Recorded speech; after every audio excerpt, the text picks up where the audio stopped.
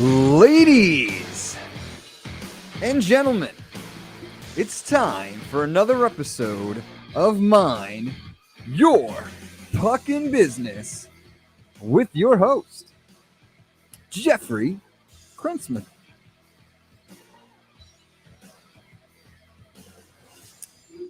Thank you, Dougie Sticks. Good You're intro as always. Thank you. Here we go. From the beautiful studios of Undefeated Media here in Bergen County, New Jersey. This is the Mind Your Puckin' Business podcast, brought to you, of course, by our good friends at the Bamboozle Project. We encourage you, as always, to check them out, where you can get your MYPB swag and save a whopping 25%. True. And I know orders have been really going well there, so keep it up. We appreciate the support as always. I've seen some stuff out and about as well. And if you're following on the video feed on YouTube, you can see the promo code across your screen, MYPB, which you should be able to remember. This is episode number 72, says Tenta y dos on the Spanish dial. Wow, look at you. Fluent, baby. Yeah. Say Tenta y dos for those tuning in on the SAP feature. You can send your questions at any time, as always, to mypbshow@gmail.com. And we've actually gotten a lot of questions, so I should also mention this as well, to our Instagram page. You can send us DMs. DMs, which I am going to take a wild guess. Yes. Stands for direct messaging. Yes, that right? it is. Yeah. That is a guess and an accurate one. And you can send us your questions there as well. You can listen to us at a variety of different platforms, such as YouTube, Spotify, iTunes, and Facebook. So whichever platform you're tuning on this week from for episode number 72, we appreciate it. And we always thank you for listening to us. Absolutely.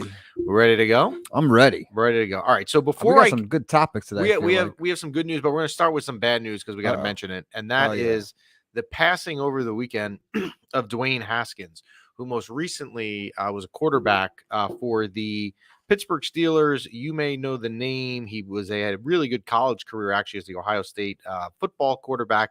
And as well, he was drafted by the Washington. Well, I guess when he was drafted by Washington, they were the Redskins, now the Commanders, I believe it is. Is that right? Right? Washington now is the Commanders? Yes, they should be the Sentinels, but that's another story.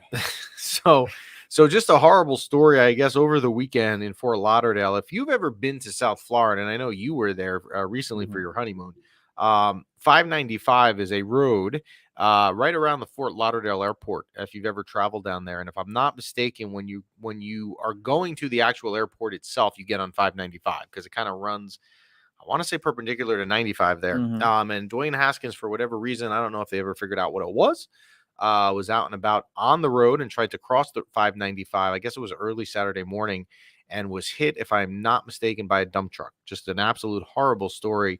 And when you read some of the things, because of course, as always, as life is, and this is not a good thing, that you learn things about people after the fact that you wished you knew before. He had just gotten married about a year ago. Really seemed like a good guy and really involved in the community, really wherever he's gone. So we send our condolences out to Dwayne Haskins and his family. Now, in looking at this morning in the studio, I realized this. I did not know this. I guess he was born around here in a town about an hour south of here from where we tape, called Highland Park, which ironically is where my mother and grandmother are from. It's a small town. So I had no idea that Dwayne Haskins was from Highland Park. But he also, from a local aspect, it's a loss for the community there as well. So we send our condolences to the Haskins family, as well as the entire NFL. I mean, it's just an awful situation. Just terrible, terrible. When I read it on Saturday when it happened, I saw it come across ESPN.com as a headline. And it's one of the things where you look at it and you kind of do a double take. Like you look at it like, really? And then you click on it, you read it, and it's just terrible, terrible story. So condolences out to them. So let's change topics to brighter news, right? Yes. Let's try and be happier around here. And we do have a guest coming up in about 5 or 10 minutes. So I want to get some things done before we get to that. Over the weekend, the Rangers played Ottawa on Saturday night. And going into the game, the Rangers had the opportunity, if they had won on Saturday night, to clinch the playoffs. Now, if they had lost on Saturday night, they still would have made it anyway. It wasn't like it was a one-shot deal. They would have got in eventually. But the Rangers on Saturday night played probably as well of a game as you would see them play this year. Now, granted, the opponent in Ottawa, it's not a great team, so we're not going to look that much into it.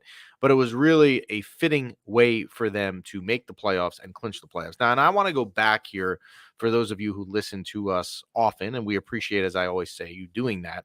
But if you go back to an October episode, right? Mhm. This was October 12th. So I don't remember on the SAP dial which one it was. We'll have to look that up. But we had our good friend Dan Rosen on the podcast that week. And this was the Ranger kind of season preview episode. And we said, and I believe there is an Instagram clip of it on our page. We had said, really, is the goal for this team where they are to make the playoffs? And should they be in the playoffs? And Dan Rosen emphatically said, yes, they're good enough to make the playoffs and they should.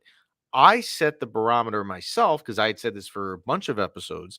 I had said that that would be the success factor. If this team makes the playoffs, then they are progressing in the right direction for this 5 to 7 year window of opportunity term that I always use.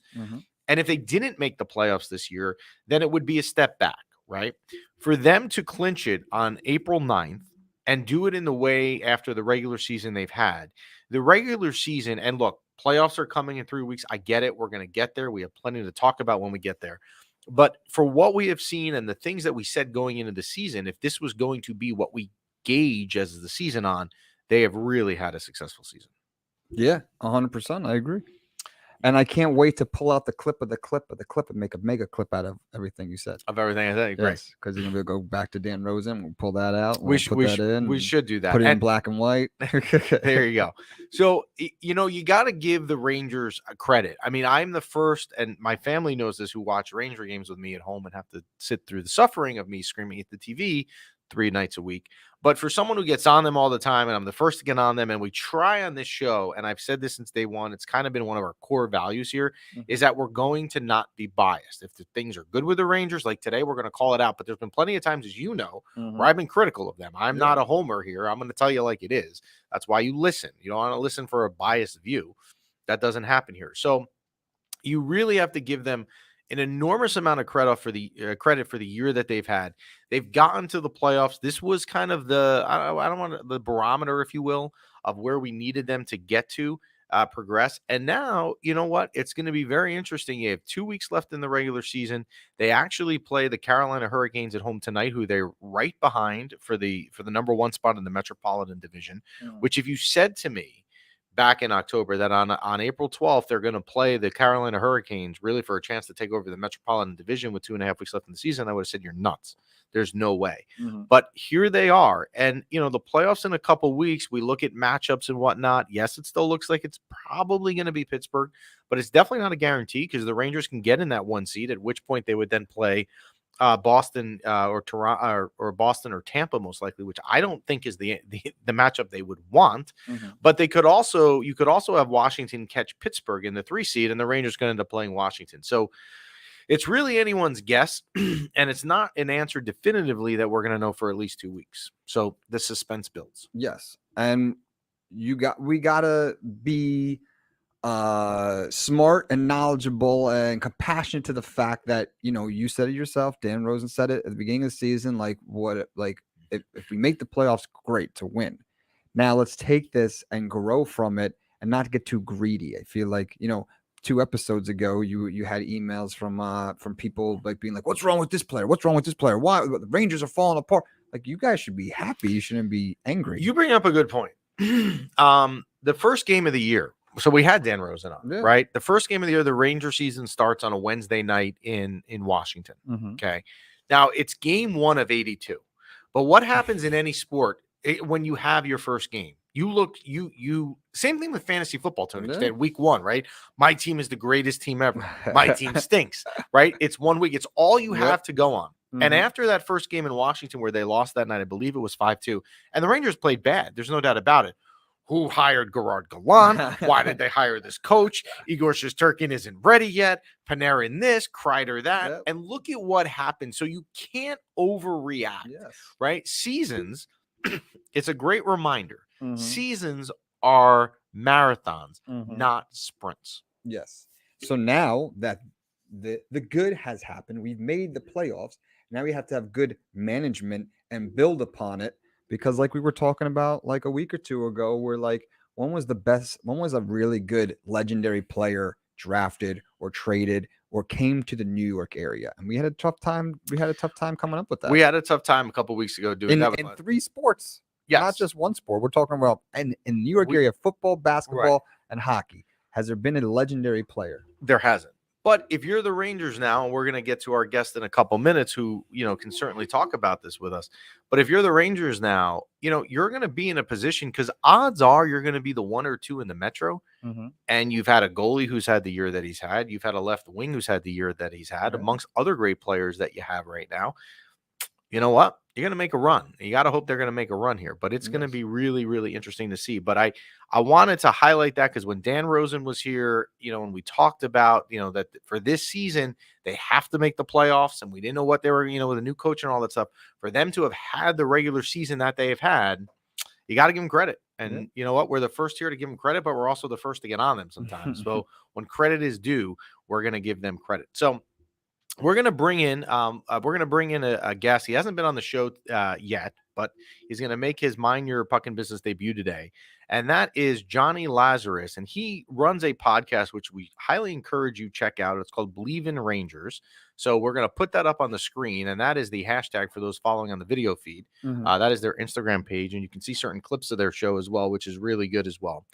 This is Jonny Lazarus, and we welcome him into the show. Jonny, can you hear us? Yep. What's going on, guys? Thanks for having me. How are you? We like the background. Appreciate it. Got a lot of balance here. Chris Drury, GM, put in Buffalo.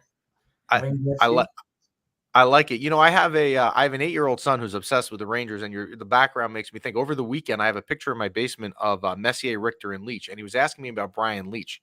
And he was asking me, is he better than this player? Is he better than this player? And I found that a lot of the answers were yes. You forget about how good Brian Leach was. He just really was an exceptional player. So I like that his jersey's in the background.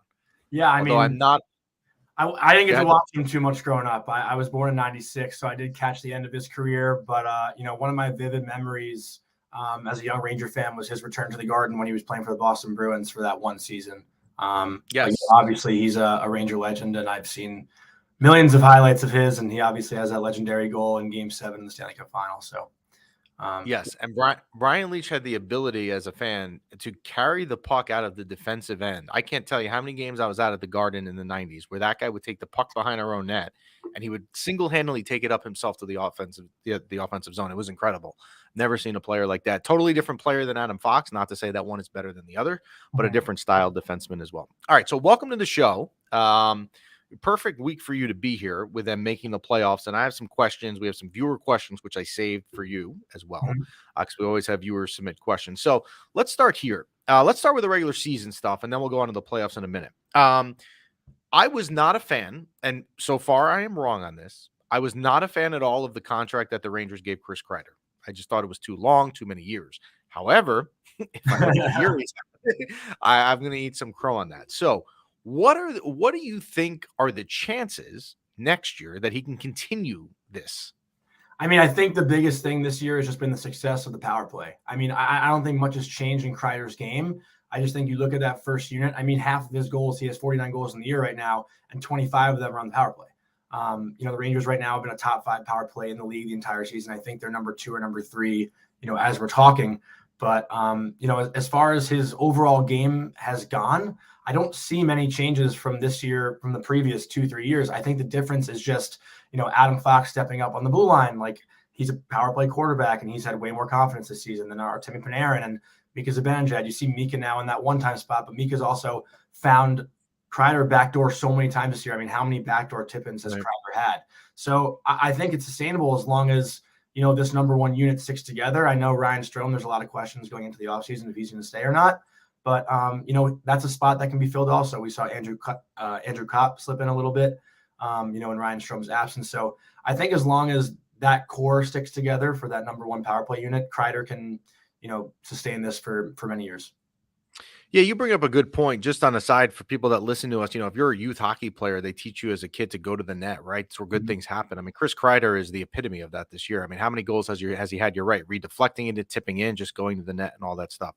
Ryan Strome, another good point that you bring up there, Jonny, is I'm not sure that I am as definitive that they need to re-sign him right now as I was about a month or 2 ago. Now that he's been out and Kopp's here, I mean, it's going to be an interesting call. I do love Drury. I think he's very methodical. I mean, you got to look at the moves that he's made, obviously, at the trade deadline, like what you've seen. Obviously, he hired Gallant as well. So I'm not sure Strome it's as imperative. I mean, I still think I would like him to be resigned, but it depends on the term, of course.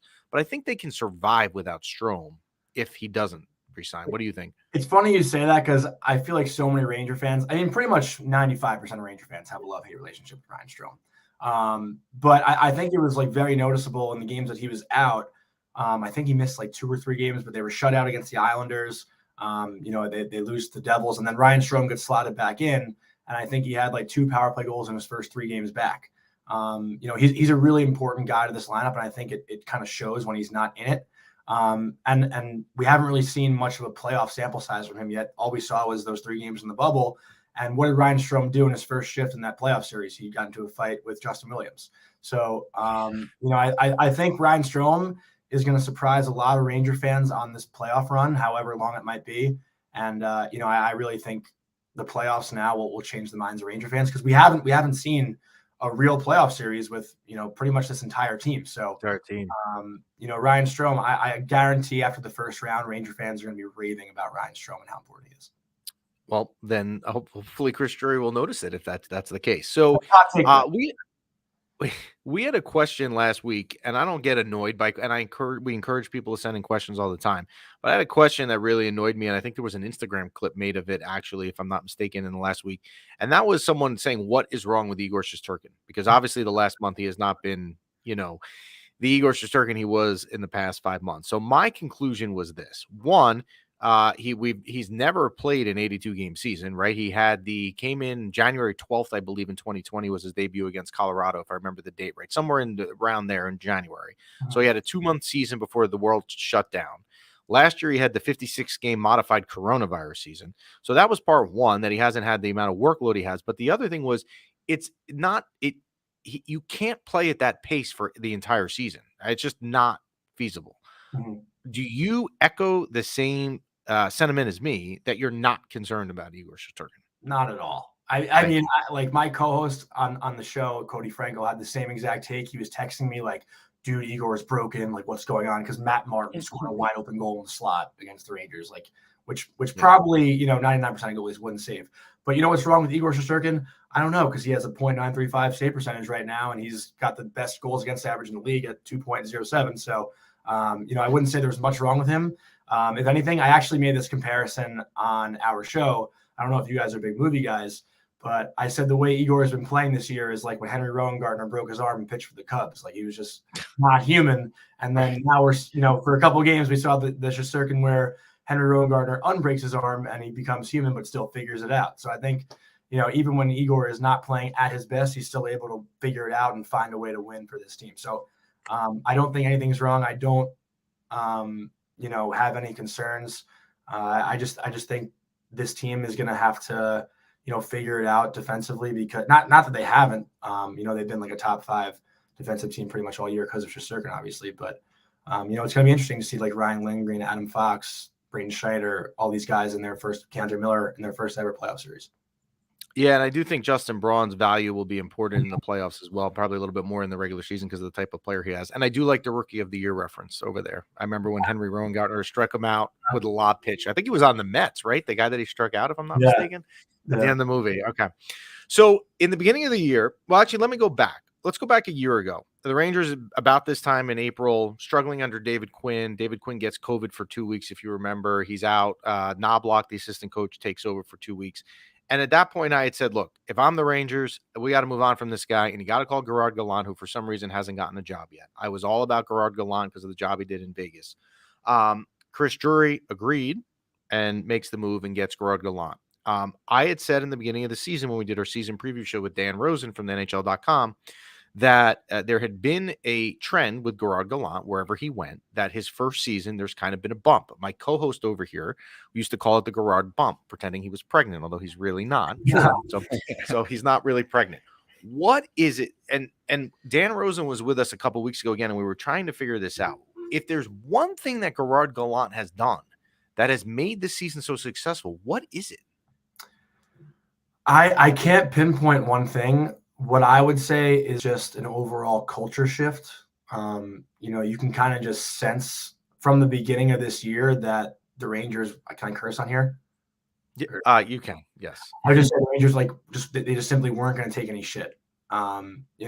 Simply put, and they've set a franchise record this year for most comeback wins. I think they have like 25 come from behind wins this year.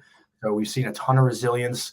David Quinn was in his first NHL tenure ever after coaching a bunch of college kids at BU, and I got to play against his BU team my freshman and sophomore year, which was really cool. But he's a good coach. Like, don't get me wrong. Like, David Quinn, I thought was a great coach. I think he had 3 winning seasons every year. I know they didn't make the playoffs, but it's not like he was a failure.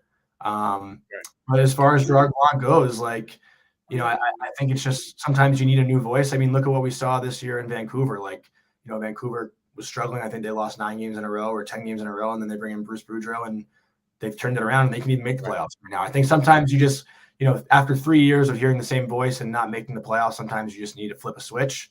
And, Gerard Gallant has done so. So I don't think it's like one specific thing, but he's held everyone accountable pretty much. And, culture shift.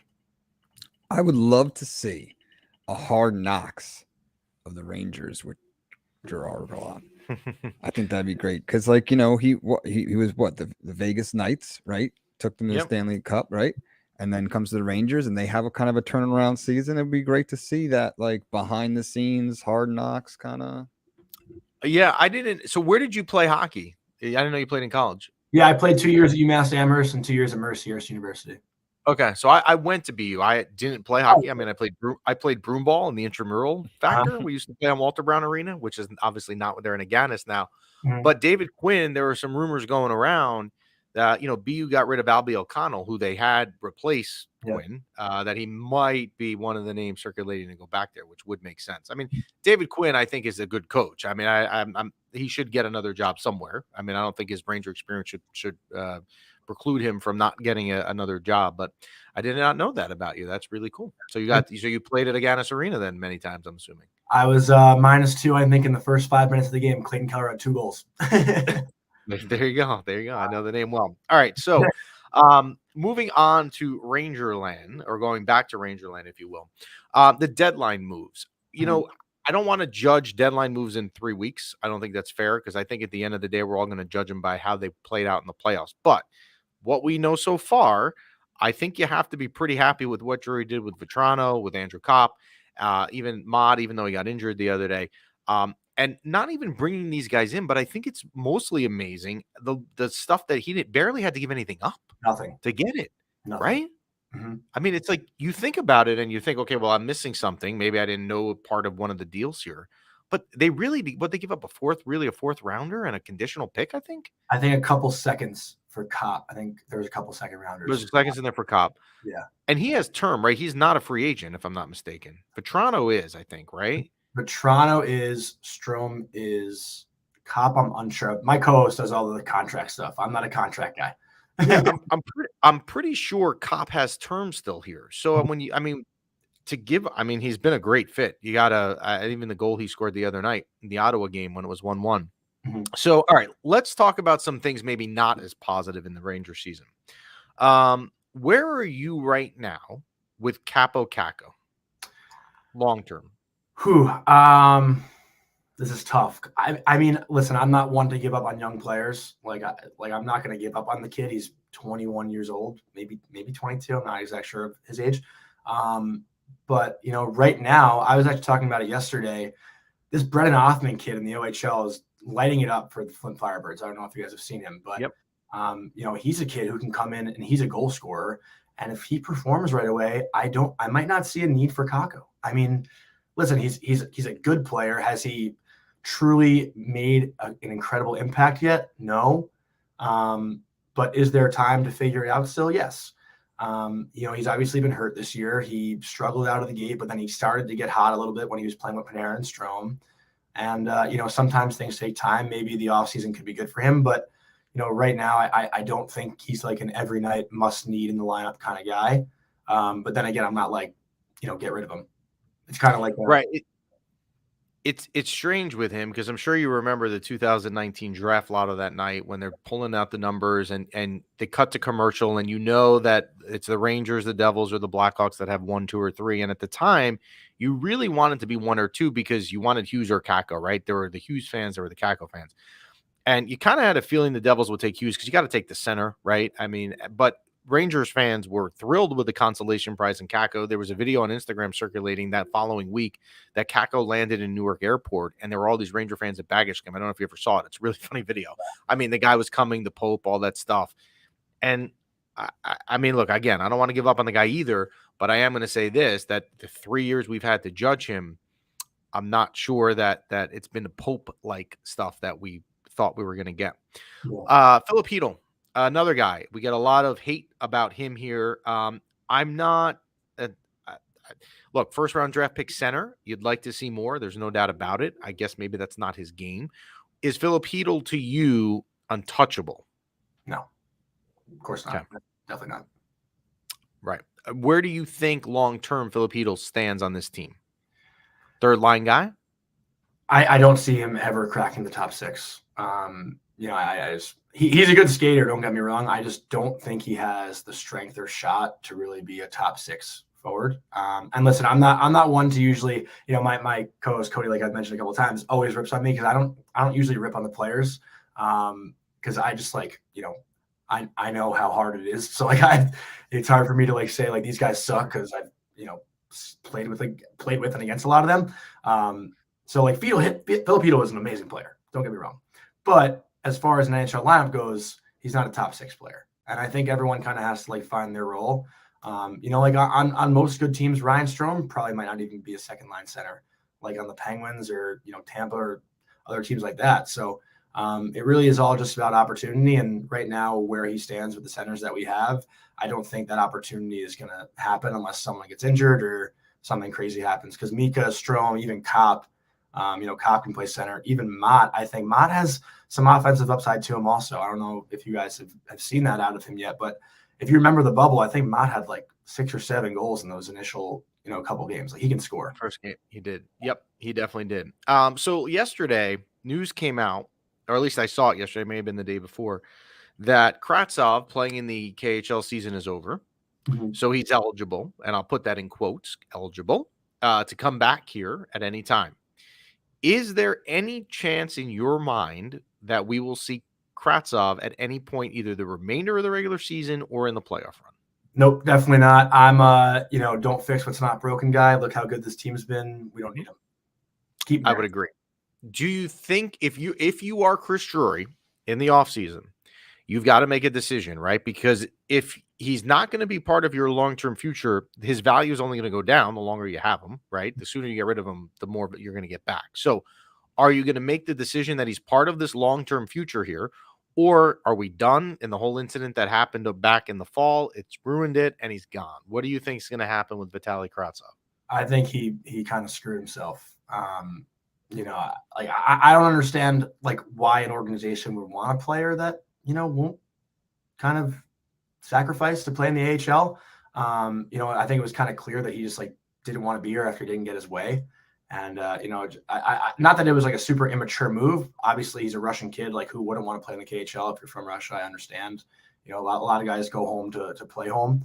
But for me, I think that it just shows like a lack of maturity in a sense. And, you know, like I said, like, don't fix what's not broken. I don't think we need him. I don't think we need him in the long-term plan. You know, that's one guy I would just get rid of now while his value is a little higher than it could be. I would agree. I think in the offseason, you're going to see Drury is going to be really busy, and we don't want to talk about the offseason because we've got a lot to do before we get there, hopefully, and hopefully 2.5 months worth, if you know what I mean, of stuff to do. But he's going to have some decisions to make there. Obviously, Strome you talked about as well, and then even players like, you know, Hedl are certainly, as we talked about, not untouchable. There's a lot of guys on this team that are expendable, and if you're another GM in the league, some of these names or players can help your team. So he's going to be getting phone calls. So it's going to be a busy offseason. All right, let's shift to the playoffs.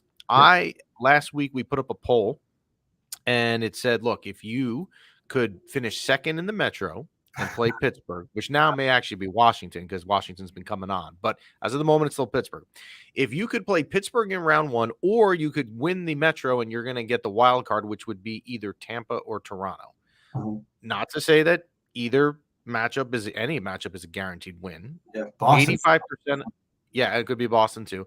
85% of people agreed with me, which is I would rather play Pittsburgh. That's no disrespect to Pittsburgh. That's not to say I'm betting my mortgage they're going to beat Pittsburgh.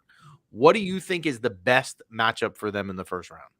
Okay, when you word it like that, Pittsburgh's the obvious choice here, or Washington. But I put out like a 2-minute rant yesterday about why I think that's kind of a cop-out answer. When you really think about it, listen, if the Rangers beat the Penguins in the first round, who are they more likely to play in the second round? Carolina. And if they don't win first place in the Metro, who's going to have home ice? Carolina. So I think if they can get first place and maybe take down Toronto, Tampa, or Boston, not only do they beat an amazing team that's been relevant in the last decade in the NHL playoffs, but they also gain momentum and they have home ice in yet another round against arguably the best team in the Eastern Conference, Carolina Hurricanes. I think everyone who follows hockey right now is saying that Carolina is the favorite to win the East. I mean, they've been the best team the entire season. Freddie Anderson has been right up there with Igor and net, and he's probably the second leading candidate to win the Vezina right now. So, if you ask me, I think because look, just think about this too. The Ranger fan base, if the Penguins win the first round, guess what the Ranger fan base is doing? They're throwing a fit because the Rangers are, 3-1 against the Penguins this year. The Penguins have scored like 1 5-on-5 goal against us all season long. Every single prediction probably points towards the Rangers, even though the Penguins have been the better playoff team for the last 10 years. So everyone's counting out the Penguins, but the Penguins, Crosby, Malkin, Letang. I mean, I know Malkin suspended. Letang, Jari is questionable in that. He's had a great year, but we saw what happened last year in the playoffs. Right. He wasn't very good. But don't overlook the Penguins. They could easily win a series in 6 games. It's not a guarantee. Yeah, I agree with you on a lot of things there. I mean, I would say this: if the Rangers and the Penguins were to play, and they played a first round series 100 times, I think the Rangers would win the series 70 times, which means they have a 70% chance to win. I think they're the better team, but they could easily lose. Yeah. I agree with you completely that Carolina scares me. I think they're the best team in the East. When the Rangers played down there in January, they got blown out, and they were never even in that game. They had trouble getting the puck out of their own end. Then they won a couple weeks ago, 1-0, and they did not deserve to win that game. It was all Georgiev stood on his head with over 40 saves. And if you remember, they had no shots on goal. It was so tonight will be interesting. It's also Tony DeAngelo's return to the Garden tonight. Yeah. It will be interesting to see how they handle them. But I would agree with you. Carolina is the team. Not that there's other teams in the East that don't scare me, but Carolina is the one that would scare me the most. So yeah, you're right. I get it. Home ice against them, you would want Game 7 in the Garden. But with this team, they've proven they can win on the road anywhere, really, this year, too. So I'd rather Game 7. Also, I have season tickets, so I would rather Game 7 be home, selfishly as well. But I think they can win on the road. Let's say the Rangers are whoever they play in the first round. Let's say it doesn't go well, right? They're out in 6 games, 5 games, whatever it may be. Is the season looked in your eyes as a failure? And I want your answer. I'm going to tell you why. To me, it's not. As I've said for months here, this team has a window of opportunity of 5 to 7 years. The window should be going up a little bit more every year. If they were to go out in the first round here this year, yes, it's disappointing. And in a month from now, we're all going to be annoyed. However, building for next year, I think it sets the barometer even higher from the experience. So if they don't have a deep playoff run, is the season a failure? I completely agree with everything you just said. No, not a failure at all. If you asked me in September that the Rangers would have 100 points and be in second place in the Metro Division and had already clinched the playoffs with about 10 games to go, I would have said the season's already a success. I know the expectation this year was to make the playoffs, or not expectation, but I know because the offseason they said, we have to make the playoffs. That was a huge thing because, they obviously cleaned house and, that was kind of the mindset going in. But I didn't think this was really going to be a team that was a lock to make the playoffs preseason. I didn't either. Yeah. So for me, I think, not that we necessarily overachieved, but definitely have exceeded expectations. If we got swept in the first round, maybe I'd be a little more come on, give me a little bit more. But, the fact that they're playing in a first round series, most likely with home ice advantage, I think to anyone, and like you said, that 5 to 7 year window is so true. And there hasn't been a playoff series in 5 years. I don't count the bubble because it wasn't even really it was a play-in. So yeah, I think it's already a success this season. And any Ranger fan who disagrees is just a typical New York sports fan where they just can't be happy. Exactly. And the one thing I do know for sure that when game 1 the puck drops, which hopefully is at MSG, we will all be into it, like, expecting to win 16 games. Yeah. But in hindsight, when we look back, and we'll have you back, either in the playoffs or after it to kind of recap it, you have to look at the season that really right now you're playing with house money. Yes, you want that house money to go to the Stanley Cup, but if it doesn't become a Stanley Cup, there's still plenty of positives to take out of this year. That's going to open the window a little bit more. Jonny Lazarus, we appreciate you joining us. Come back and see us again. And again, we're going to put your show up there, BleavinRangers. We encourage you to check it out on Instagram. I've seen some of your clips, particularly in the last day, some really good stuff up there. And we appreciate you. Maybe you'll come on with your co-host next time as well. We'll have you all on. Yeah, he's in Scottsdale right now having a good time, so I don't want to bother. No, it's 8 a.m. out there in Scottsdale. He's got better things to do than with us. Well, thanks for joining us, Jonny. Thank you guys. Really appreciate it. Thanks. That is Jonny Lazarus of the BleavinRangers podcast. Nice. Really stuff. good. Yeah, really informative Ranger talk there. We did a lot of regular season topics, but then shifting gears to the playoffs, which will start, if I am not mistaken, the NHL playoffs game 1s are starting, I believe I saw on Monday, May 2nd, which means that the Rangers will begin either May 2nd or May 3rd. They usually do like a split. Four of the first round series will start on the 2nd, and the other 4 will start on the 3rd. Can't wait. Will you be painting your face for the playoffs? Yes. Will you be doing that for the show? Only if you're there. Only if you're watching with me. Well, I won't come in with face paint, but I think it would be cool if you did. Oh, thanks. I got to do it myself. Hey, come on, you could do it. We can have a face paint party. Tyler can paint both of our faces. I'm not sure it may have been our eyes, but yes, he could, as could anyone. So, it'll be interesting. So the Rangers tonight, play Carolina, this team that, Jonny kind of agrees with me that I think is the biggest threat in the Eastern Conference. For some reason, schedule-wise, it's a little quirk. They play them 2 times in the next 2 weeks at Madison Square Garden. So they'll get tested again and playing them. They go to Philly tomorrow night on the back-to-back. You'd assume that it's Shesterkin tonight and Georgiev tomorrow night. The Rangers then have a matinee game on Saturday at home at the Garden against Detroit. Mm-hmm. And then they're home against Winnipeg on Tuesday. So, being that you're this close to winning the Metro Division, and you have 2 head-to-head games with the team right above you that's in that spot, the Rangers, if they win games and they have some winnable games at home also that are not Carolina, they still have Montreal at home and Winnipeg, they could really realistically finish as the 1 seed in the Metro, which is unheard, would not have been any of our predictions in the beginning of the year. Yeah. And now it's all about managing it and building upon it. Yes. And as Jonny agreed, it's a 5 to 7 year window with this team. Mm-hmm. Now, a month from now, let's hope the Rangers are still playing. But if they get eliminated in the first round or even the second round, it's going to you're going to be annoyed. You know what I used to do in high school? I'm not proud of this at all. I mean, this is how you do dumb things as a kid. Yeah. When the Rangers would be eliminated from the playoffs. So this was like the mid to late 90s. So this was the Messier days. This was Gretzky for a year, Mike Richter, Brian Leach, as we talked to Jonny about a minute ago. Mm-hmm. I used to wear black to school after the Rangers got eliminated for a week. I would go to the high school that I went to, and I would just wear black because I didn't want to talk to anyone. I was just annoyed, right? Those people that may or may not still be me, I'll let you decipher that yourself, still are going to be annoyed, even though the regular season is good. You're still going to be annoyed in the moment if the season ends without a Stanley Cup. What I'm saying is don't blow up your team and start trading everybody and redoing everything. No, you over exceeded expectations. Now let's build upon it rather than, last week people were like, I want this player and that player. No, you already exceeded our expectations. And this is why it is a marathon, not a sprint. It's a great quote. Right? Yes, because even last week, the Rangers had, a bad week a couple of weeks ago. They lost to the Islanders twice. Oh my God, they can't beat the Islanders. The Islanders stink. They're not in the playoffs and they can't beat them. Or the first game in Washington, right? You Mhm. want it's, and again, I'm guilty of this also to an extent with things in life. Fantasy football Yeah. is a great example with me. Yeah. After week 1, oh, my team stinks, my quarterback's awful, blah blah blah.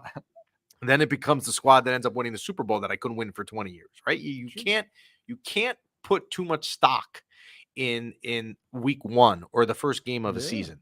But again, for the Rangers to have made the playoffs, and we're sitting here on April 12th with a chance to win the division, who would have thought this? True. Right? Even Very you, the eternal optimist for the Rangers, Yes. wouldn't have thought that. So True.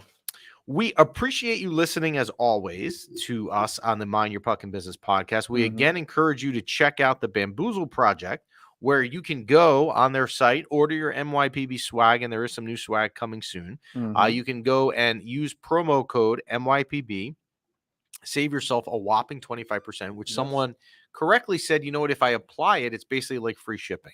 So look at it that way. You're Yeah. basically getting free shipping. Apply the code. It's covering the cost of shipping and then some, actually, a little Absolutely. bit. Yes. So we appreciate Jonny Lazarus from the BleavinRangers podcast. He knows exactly what he's talking about. We'll have him back on. We'll have his co-host on one day as well when he's not out in sunny Arizona and wants to deal with the rainy New Jersey like we've got here today. Real quick. Yes. Because I know you're wrapping up. And I know we're not talking football for a while, but there is, I texted you the other day about how, the Packers are now looking for a wide receiver. I found it comical. Well, there's a stat I was watching this morning. There's a stat I'm going to share with you. Okay.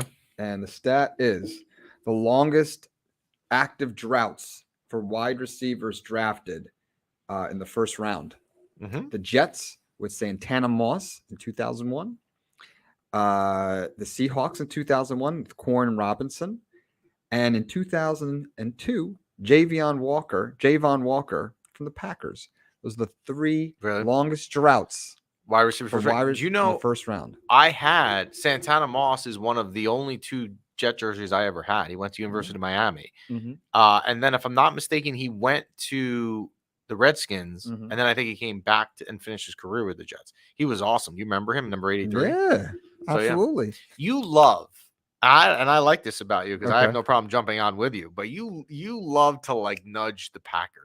Like you have this little, you have this thing. It's not a bad thing. I like it, but I don't like when organizations like don't do the right thing or don't take care of their players. Dude, since 2002, you haven't drafted a wide receiver in the first round. I don't. You have the best quarterback, the highest paid quarterback in the league, and you don't get a wide receiver for 20 years.